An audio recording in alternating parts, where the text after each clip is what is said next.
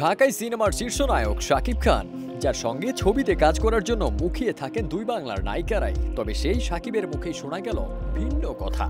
এই নায়ক নিজেই নাকি নায়িকাদের শিডিউল ঠিকঠাক পাচ্ছেন না।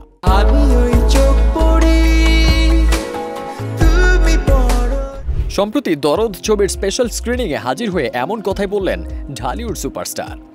গত 22 নভেম্বর সন্ধ্যায় স্টার সিনেপ্লেক্সে শাকিব খানের ব্যবসায়িক প্রতিষ্ঠান রিমার্ক হারল্যান্ডের পণ্য দেশের শীর্ষস্থানীয় হেলথ অ্যান্ড হাইজিন ব্র্যান্ড একনলের সৌজন্যে দরদের বিশেষ প্রদর্শনী অনুষ্ঠিত হয়, যেখানে শাকিব খানের সঙ্গে সিনেমাটি দেখতে আসে চিত্রনায়ক সিয়াম, পূজা চেরি, পরিচালক অনন্য মামুন, সেমন্তী সৌমি, প্রার্থনা ফারদিন দিঘি, অর্চিতা স্পর্শিয়ার মতো তারকারা।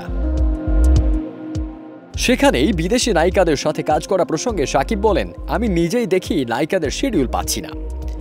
যেহেতু বছরে 2-3টা ছবি করি, তাই আমার শিডিউলও বেশি লাগে।